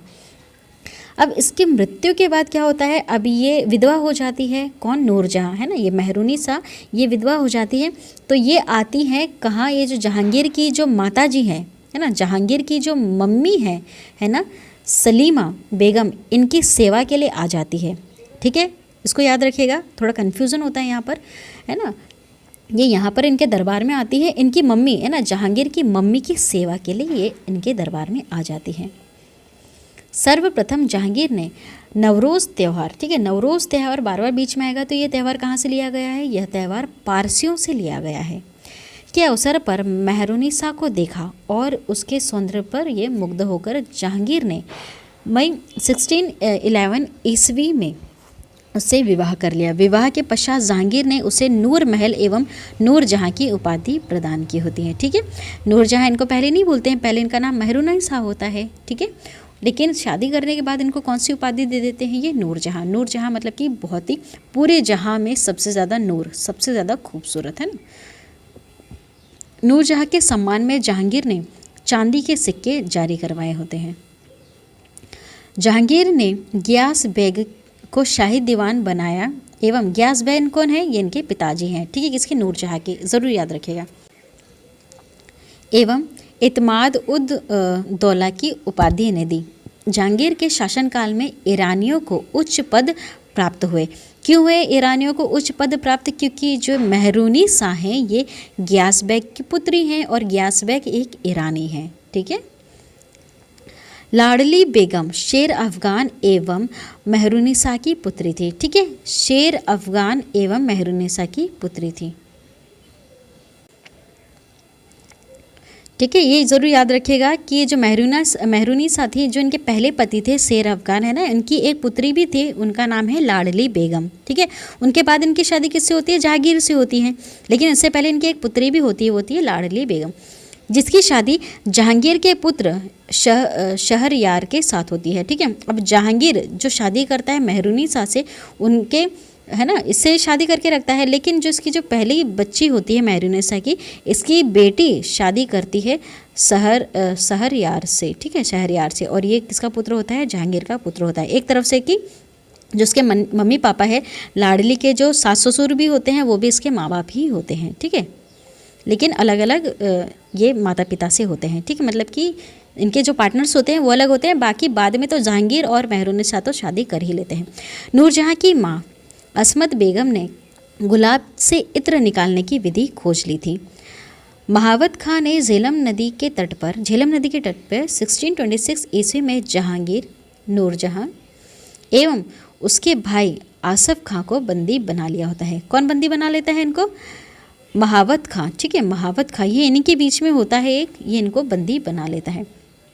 जहांगीर के 5 पुत्र थे, खुसरो, परवेज़, खुर्रम, शहरयार और जहादार। ठीक है, शहरयार से तो इसकी जो बेटी होती है, एक तरफ से बेटी मान सकते हैं ना, जो लाडली बेगम होती है उनकी शादी से हो जाती है, जो मेहरुनिसा की बच्ची होती है। ठीक है, लेकिन जहांगीर और मेहरुनिसा दोनों आपस में शादी कर लेते हैं। मेहरुनिसा की पहले से ही एक पुत्री होती है जिसकी शादी होती है जहांगीर के ही बेटे से, है ना, शहरयार से। अब देखिए, जो खुसरो होता है जहांगीर तो उसको कहाँ डाल देता है? जेल में डाल देता है, और खुर्रम को क्या होता है? राजगद्दी पर ये बिठा देता है। अब आगे चलकर अब देखिए, 28 अक्टूबर 1627 को भीमवार नामक स्थान पर जहांगीर की मृत्यु हो जाती है। उसे शहादरा लाहौर में रावी नदी के किनारे दफनाया जाता है। ठीक है, इसको ज़रूर याद रखिएगा, लाहौर में शहादरा जगह पे, है ना। मुग़ल चित्रकला अपने चरमोत्कर्ष पर जहांगीर के शासनकाल में पहुंची थी। ठीक है, यहाँ पर चित्रकला बहुत ज़्यादा बनाई जाती थी जहांगीर के समय में। जहांगीर के दरबार के प्रमुख चित्रकार थे आगा रज़ा, अबुल हसन, महमूद नासिर, महमूद मुराद, उस्ताद मंसूर, विसन्नदास, मनोहर एवं गोवर्धन, फारूक बेग दौलत। ठीक है, ये बहुत ज़्यादा फेमस चित्रकार थे इनके दरबार के। जहांगीर ने आगा राजा के नेतृत्व में आगरा में एक चित्रणशाला की स्थापना की थी। ठीक है, किसके नेतृत्व में? आगा राजा के। ठीक है, हमजा नामा का विश्व चित्रकला है। ठीक है, ये एक तरह का चित्रकला है, क्या? हमजा नामा।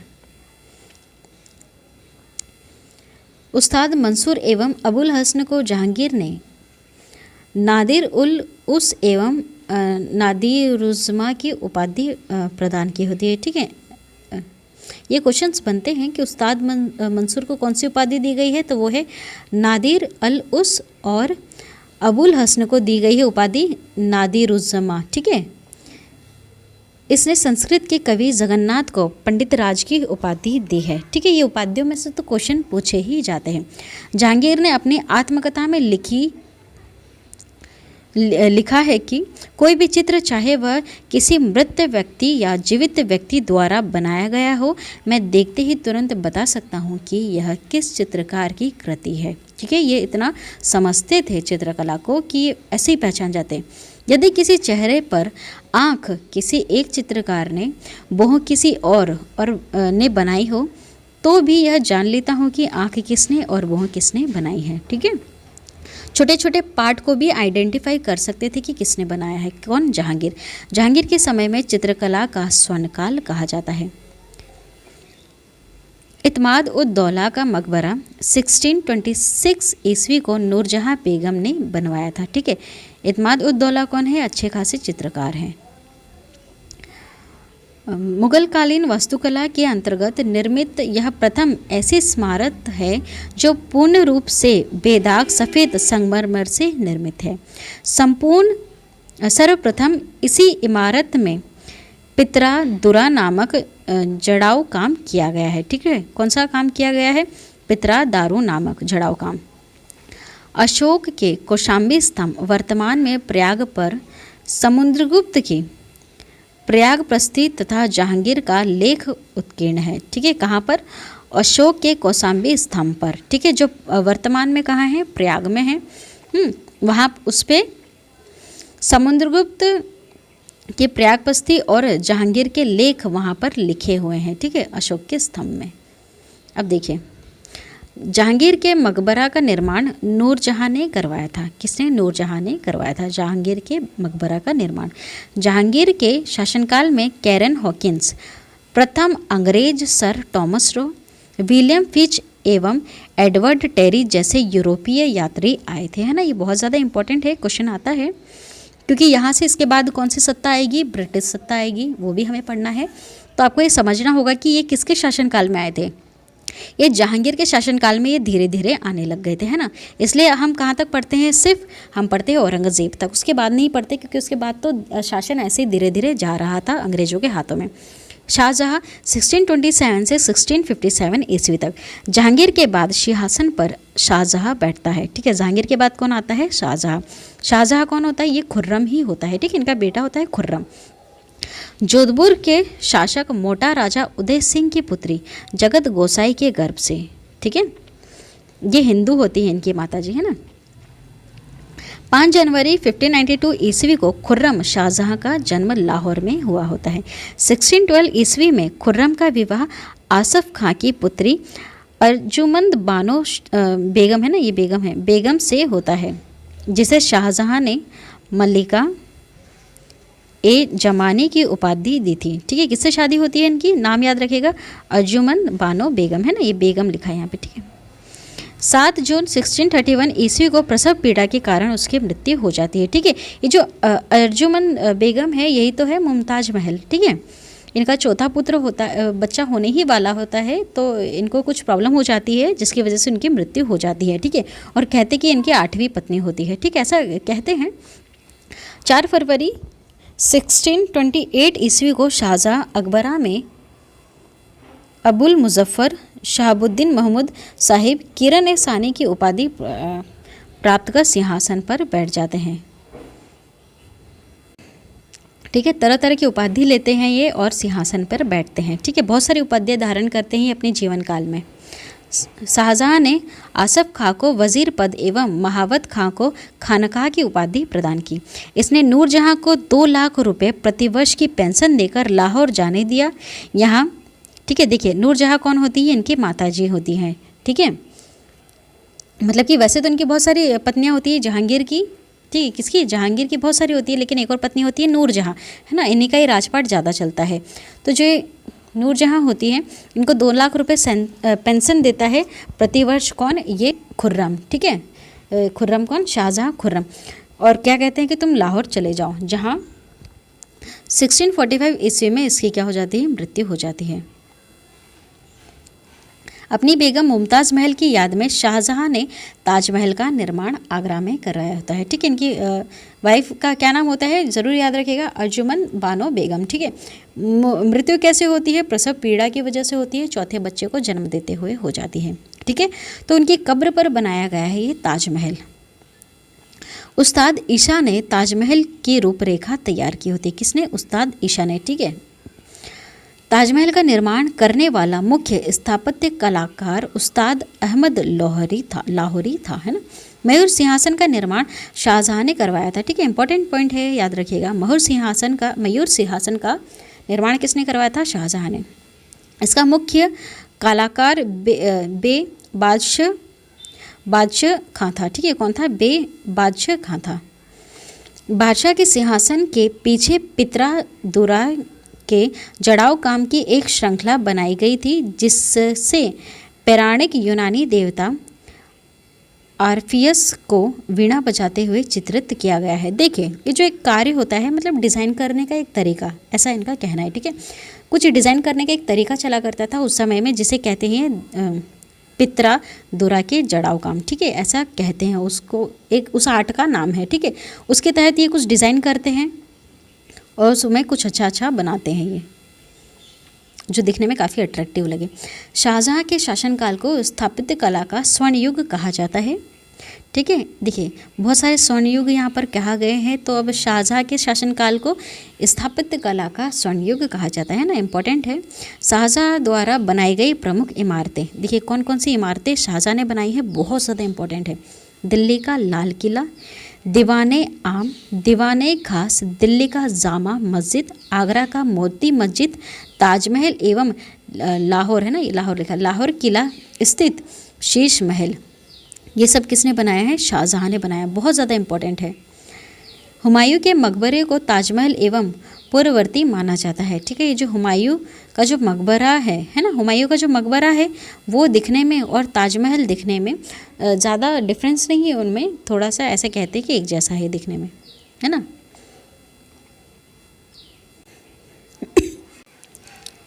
शाहजहां ने 1632 ई में अहमदनगर को मुग़ल साम्राज्य से मिला लिया, है ना। अहमदनगर इनके हाथ में धीरे धीरे से जा रहा था, लेकिन बाद में ये वापस से मिला लेता है।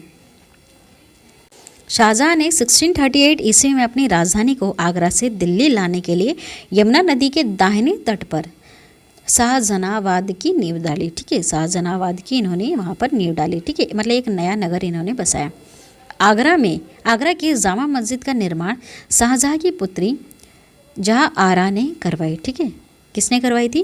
जामा मस्जिद का निर्माण किसने करवाया है? शाहजहां की पुत्री हैं। ठीक है, जहां आरा। शाहजहां के दरबार के प्रमुख चित्रकार मोहम्मद फ़कीर एवं मीर हासिम थे। ठीक है, शाहजहां के दरबार में वंशीधर मिश्र एवं हरि नारायण मिश्र नाम के 2 संस्कृत कवि भी हुआ करते थे। ठीक है, ये संस्कृत के कवि हैं, नाम याद रखिएगा, वंशीधर मिश्र एवं हरि नारायण मिश्र। अब देखिए, शाहजहां ने संगीतज्ञ लाल खो को गुण समंदर की उपाधि एवं संगीतज्ञ जगन्नाथ को हिंदी का कवि भी कहा था, है ना।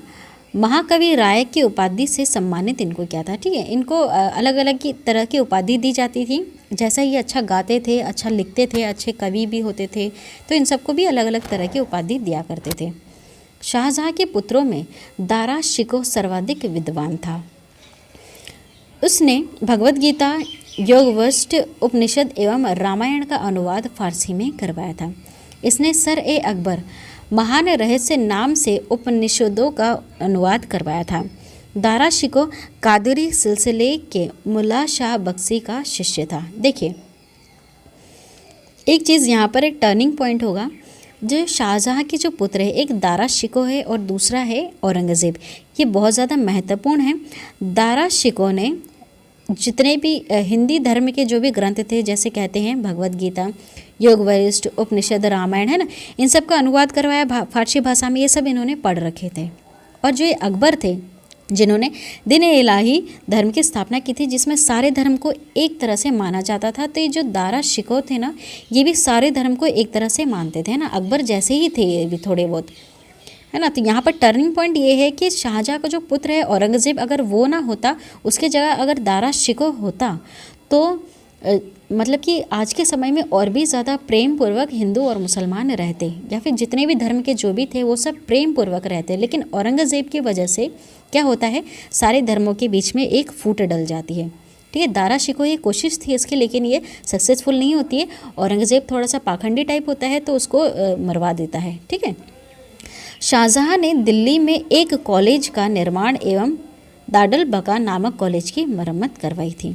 सितंबर 1657 ईस्वी में शाहजहां के गंभीर रूप से बीमार पड़ने के कारण, उनकी मृत्यु की अफवाह फैलने के कारण उनके पुत्रों के बीच में उत्तराधिकार का युद्ध प्रारंभ हो जाता है। उस समय शुजा बंगाल, मुराद गुजरात एवं औरंगज़ेब दक्कन में था। ठीक है, इनके बेटे हैं, शुजा जो बंगाल में था, मुराद गुजरात में था और औरंगज़ेब दक्कन में था। ठीक है, इनके बेटे हैं। और एक और है दारा शिकोह। 15 अप्रैल 1658 ईस्वी में दारा एवं औरंगज़ेब के बीच धर्मट का युद्ध होता है। यह युद्ध में दारा की पराजय होती है। ठीक है, दारा इसमें ये हार जाता है।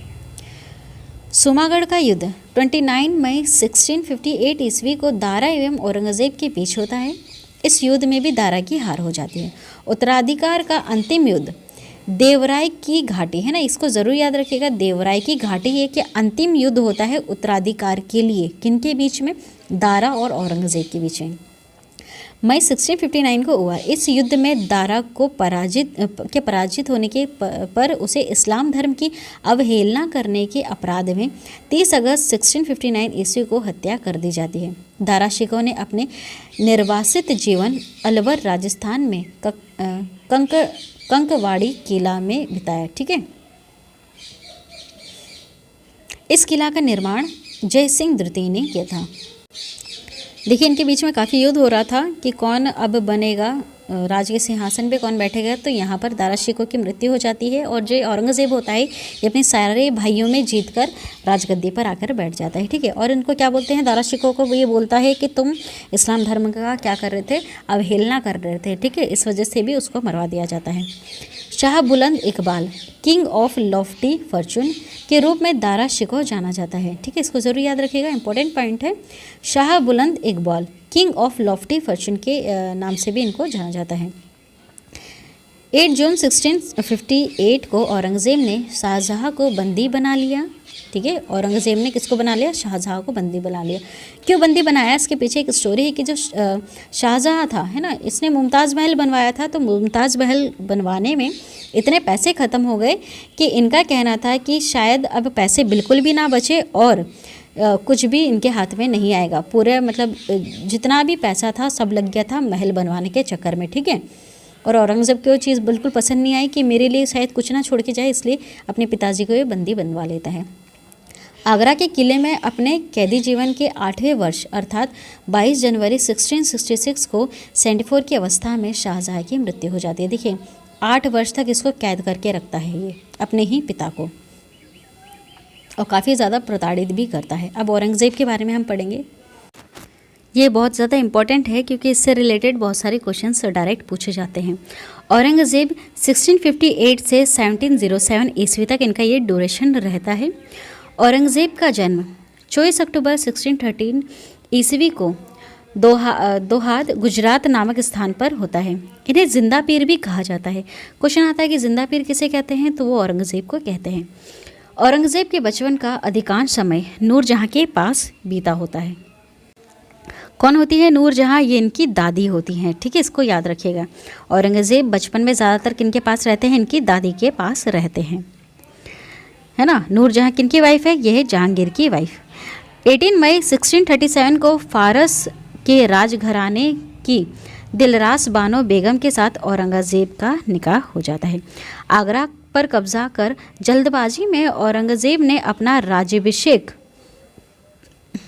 अबुल मुजफ्फर मुहिउद्दीन मुजफ्फर औरंगज़ेब बहादुर आलमगीर की उपाधि से 31 जुलाई 1658 में ईस्वी में करवाया। देखिए ये अपना 2 बार राज्याभिषेक करवाता है। क्वेश्चन आता है कि किस महान मुगल शासक ने अपना 2 बार राज्याभिषेक करवाया था, तो वो था ये औरंगज़ेब, है ना। देखिए औरंगज़ेब को जिंदा पीर और आलमगीर के भी नाम से जाना जाता है ना, ये भी क्वेश्चन आता है। देवराय के युद्ध में सफल होने के बाद 15 मई 1659 ईस्वी को औरंगज़ेब ने दिल्ली में प्रवेश किया और शाहजहाँ के शानदार महल में 5 जून 1659 ईस्वी को दूसरी बार अपना राज्याभिषेक करवाता है ना। जल्दीबाजी में एक बार करवा लिया, दूसरी बार भी ये करवाता है। औरंगज़ेब के गुरु थे मीर मोहम्मद हकीम। औरंगज़ेब सुन्नी धर्म को मानता था, उसे जिंदा पीर कहा जाता था। जय सिंह एवं शिवाजी के बीच पुरंदर की संधि 22 जून 1665 ईस्वी को संपन्न हो जाती है ना। शिवाजी कौन है, इनके बारे में हम आगे पढ़ेंगे मराठा साम्राज्य में। मई 1666 ईस्वी को आगरा के किले के दीवान ए आम में औरंगज़ेब के समक्ष शिवाजी उपस्थित होते हैं। यहाँ शिवाजी को कैद कर जयपुर भवन में रखा जाता है ना। शिवाजी बहुत ही ग्रेट इंसान है ना। ये बिल्कुल भी इस्लाम धर्म को मान नहीं रहे थे। इस्लाम नहीं स्वीकार करने के कारण सिखों के 90वें गुरु तेग बहादुर की हत्या हो जाती है। औरंगज़ेब ने 1675 ईस्वी में दिल्ली में करवा दी थी, ठीक है। देखिए औरंगज़ेब बहुत ही क्रूर बन गया था इस समय। ये क्या कर रहा था, जो उनके भाई थे दारा शिकोह और ये औरंगज़ेब, ये बिल्कुल दोनों एक दूसरे के अपोजिट थे। जो दारा शिकोह थे ये क्या थे कि सारे धर्म को मानते थे, लेकिन औरंगज़ेब सिर्फ मुसलमान धर्म की नींव रखना चाहता था, भारत में सबको मुस्लिम बनाना चाहता था। तो ये जो शिवाजी थे ये बिल्कुल भी धर्म स्वीकार नहीं कर रहे थे। और एक और जो सिख धर्म के गुरु थे वो 90 गुरु थे तेग बहादुर सिंह, ये भी इस्लाम धर्म को बिल्कुल नहीं मान रहे थे। तो औरंगज़ेब इनको क्या करवा देते हैं, मरवा देते हैं ना। कहीं कहीं पर लिखा गया है कि ये फांसी दिलवा देते थे इनको। औरंगज़ेब ने 1679 ईस्वी में जजिया कर को पुनः लागू कर दिया। देखिए जजिया कर को ये वापस लगा देता है, क्योंकि ये क्या करना चाहता था, सब जगह पर इस्लाम धर्म को बनाना चाहता था ना। अकबर ने तो इस चीज़ को हटा दिया था, लेकिन ये औरंगज़ेब ने वापस ले आया। औरंगज़ेब ने बीवी का मकबरा का निर्माण 1679 ईस्वी में औरंगाबाद महाराष्ट्र में करवाया। राबिया उद दौरानी का मकबरा बीवी का मकबरा द्वितीय ताजमहल कहलाता है। हुमायूं का मकबरा और ये बीवी का मकबरा और ताजमहल, ऐसा कहते हैं कि सब एक जैसे ही दिखते हैं, ज़्यादा डिफरेंस इनमें होता नहीं है ना। तो जो औरंगज़ेब की जो बीवी होती है वो बीवी का मकबरा कहलाया जाता है। उनकी बीवी के मरने के बाद भी एक महल इस तरह से बनाता है जो बिल्कुल ताजमहल जैसा दिखता है ना। उनकी बीवी का एक और नाम था, सही से नाम लिया जाए तो वो है राबिया उद दौरानी, ठीक है, राबिया उद दौरानी। और किस मकबरे के नाम से बनाया गया था? बीवी का मकबरा, है ना। जैसे ताजमहल को ताजमहल रखा गया और इनके मकबरे को क्या बोलते थे? बीवी का मकबरा। 1685 ईस्वी में बीजापुर एवं 1687 में गोलकुंडा को औरंगज़ेब ने मुगल साम्राज्य में मिला लिया होता है। ये दक्षिण राज्य में थे, ठीक है, बहुत सारी जीतता है ये, इसमें बीजापुर और गोलकुंडा भी जीतता है। ये कहाँ आता है? दक्षिण का ये हिस्सा होता है। मदाना एवं अकन्ना नामक ब्राह्मण का संबंध गोलकुंडा के शासक अबुल हसन से होता है, ठीक है। गोलकुंडा के जो शासक होते हैं उनसे इनका संबंध होता है। किसका? मदाना एवं अकन्ना। औरंगज़ेब के समय हुए जाट विद्रोह का नेतृत्व गोकुल एवं राजाराम ने किया। 1670 ईस्वी में तिलपत की लड़ाई में जाट परास्त हुए। देखिए अब औरंगज़ेब के बाद धीरे धीरे इनका शासन खत्म होने लगता है। अब यहाँ पर जाट लड़ाई करने लग जाते हैं, मराठा लड़ाई करने जाते हैं, है ना। ये सब मतलब हिंदू धर्म में फिर से लड़ाई करना शुरू कर देता है, क्योंकि औरंगज़ेब से पहले जो शासक थे उन्होंने जजिया कर नहीं लगाया था। वो सब क्या हिंदू को भी उतनी वैल्यू दिया करते थे, लेकिन औरंगज़ेब ऐसा नहीं कर रहा था, इसलिए इस समय सब अब इसका विद्रोह करने लग गए थे। गोकुल को मौत के घाट उतार दिया गया। इसके बावजूद जाटों ने 1685 ईस्वी में राजाराम के नेतृत्व में पुनः विद्रोह किया, ठीक है। इन जाटों ने सिकंदरा में स्थित अकबर के मकबरे को भी खूब लूटा होता है। भरतपुर राजवंश की नींव औरंगज़ेब के शासनकाल में जाट नेता एवं राजाराम के भतीजा चूड़ामन ने डाली होती है। औरंगज़ेब के समय में हिंदू मनसबदारों की संख्या लगभग 337 थी, जो अन्य मुगल सम्राटों की तुलना में अधिक हुआ करती थी। औरंगज़ेब सर्वाधिक हिंदू अधिकारियों को नियुक्ति करने वाला मुगल सम्राट था, ठीक है। तो सबसे ज़्यादा हिंदू अधिकारियों को किसने नियुक्त किया था? वो था औरंगज़ेब, है ना। ये क्वेश्चन आता है। औरंगज़ेब का पुत्र अकबर ने दुर्गादास के बहकावे में आकर अपने पिता के खिलाफ विद्रोह कर दिया, ठीक है। अकबर कौन है? ये दूसरा है ना। वो अकबर नहीं है जो इनके दादा परदादा थे, वो नहीं है, ये दूसरे हैं, ठीक है। दूसरे अकबर हैं, अब ये इनके बेटे हैं। औरंगज़ेब ने कुरान को अपने शासन का आधार बनाया था, ठीक है। कुरान को अपने शासन का इन्होंने आधार बनाया था। अब देखिए एक इम्पोर्टेंट पॉइंट है, इनके सिक्के पर कलमा खुदवाना, नवरोज़ का त्यौहार बनाना, भांग की खेती करना, गाना बजाना, झरोका दर्शन, तुलादान प्रथा। इस प्रथा में सम्राट को उसके जन्म दिन पर सोने चांदी तथा अन्य वस्तुओं से तोलने की प्रथा हुआ करती थी। किसमें? तुलादान प्रथा में ना। यह अकबर के ज़माने से प्रारंभ था। आदि पर इसने प्रतिबंध लगा दिया, सब बंद करवा दिए इसने। औरंगज़ेब ने देखिए क्या क्या बंद करवा दिया? कलमा खुदवाना, नवरोज़ का त्यौहार मनाना, भांग की खेती करना, गाना बजाना, झरोखों को देखना, तुलादान प्रथा कराना, है ना। ये सारी चीज़ें इसने क्या करवा दी थी? बंद करवा दी थी। औरंगज़ेब ने दरबार में संगीत पर भी पाबंदी लगा दी थी, है ना। मतलब इतना ये क्रूर था, इसको कुछ भी पसंद नहीं था, तथा सरकारी संगीतज्ञों को अवकाश दे दिया था। भारतीय शास्त्रीय संगीत पर फारसी ने सबसे अधिक पुस्तकें औरंगज़ेब के ही शासनकाल में लिखी होती है, ठीक है। किसके शासनकाल में सबसे ज़्यादा फारसी में अधिक पुस्तकें लिखी गई है शास्त्रीय संगीत की? तो वो औरंगज़ेब के शासनकाल में। औरंगज़ेब स्वयं वीणा बजाया करता था, है ना, फिर भी ये संगीत इसने सब बंद करवा दिए। औरंगज़ेब ने 1665 में हिंदू मंदिरों को तोड़ने का आदेश दे दिया, ठीक है। देखिए ये इसने जजिया कर भी लगा दिया, हिंदू मंदिरों को तोड़ने का भी आदेश दे दिया, इसलिए तो इसके खिलाफ सब खड़े हो गए थे। जाट खड़े हो गए थे, मराठा खड़े हो गए थे, और भी थे, ठीक है, वो सब भी इसके खिलाफ थे। इसके शासनकाल में तोड़े गए मंदिरों में सोमनाथ का मंदिर, बनारस का विश्वनाथ मंदिर एवं वीर सिंह देव द्वारा बनाया हुआ जहांगीर काल में मथुरा में निर्मित केशव राय मंदिर, ठीक, केशव राय मंदिर, विश्वनाथ मंदिर, सोमनाथ मंदिर, है ना, ये सब इसने क्या करवा दिए? तोड़वा दिया। औरंगज़ेब की मृत्यु 20 फरवरी 1707 ईस्वी को हो जाती है। इसे खुलदाबाद जो अब रोज़ा कहलाता है ना, पहले खुलदाबाद कहलाता था, अब रोज़ा कहलाता है, में दफनाया गया। ठीक है। औरंगज़ेब के समय सूबों की संख्या कितनी थी? 20 थी। औरंगज़ेब दारुल हर्ब काफिरों का देश को दारुल इस्लाम का देश में परिवर्तित करने को अपना महत्वपूर्ण लक्ष्य मानता था। ठीक है। जो काफिरों का देश कहलाया जाता था कभी अपना भारत, तो उसको ये किस में कन्वर्ट करना चाहता था? इस्लाम के देश में। ठीक है। इस्लाम देश बनाना चाहता था। अब देखिए इंपॉर्टेंट पॉइंट, औरंगज़ेब के शासन में मुगल सेना में सर्वाधिक हिंदू सेनापति थे, है ना, इंपॉर्टेंट पॉइंट है। फ्रांसीसी यात्री फ्रैंकोस बर्नियर औरंगज़ेब के चिकित्सक थे। ठीक। देखिए हमने सारी चीज़ें औरंगज़ेब तक पढ़ ली है और यहीं तक ही एग्ज़ाम से पूछा जाता है ना। इसके बाद जितने भी आते हैं वो इतने ज़्यादा इंपॉर्टेंट नहीं थे, क्योंकि सत्ता अब धीरे धीरे किनके हाथ में चली जाती है? ब्रिटिश के हाथों में चली जाती है। इम्पोर्टेंट नोट है, अंतिम मुग़ल बादशाह था बहादुर शाह जफ़र और उनके पिता का नाम था अकबर शाह द्वितीय। ठीक है। सबसे लास्ट वाले कौन थे? वो थे बहादुर शाह जफ़र। ये याद रखिएगा बस आप। अगर आपने यहाँ तक वीडियो को ध्यान से सुना है, अच्छी तरह से अगर आपने समझा है, तो इससे रिलेटेड मैं अब आपको आगे करवाऊंगी नेक्स्ट वीडियो में 150 प्लस MCQs। उन सबको आप फटाफट क्लिक कर दोगे अगर आपने इस वीडियो को ध्यान से सुना होगा तो। ठीक है। मैंने सारे पॉइंट्स कवर करवा दिए। लूसेंट की बुक से बेहतर कोई बुक नहीं है अभी तक जितनी भी बुक्स मैंने देखी है, और इन्हीं से ही ज़्यादातर MCQs डायरेक्ट पूछे जाते हैं। ठीक है। चलिए नेक्स्ट वीडियो बनाएंगे, जब तक के लिए थैंक यू।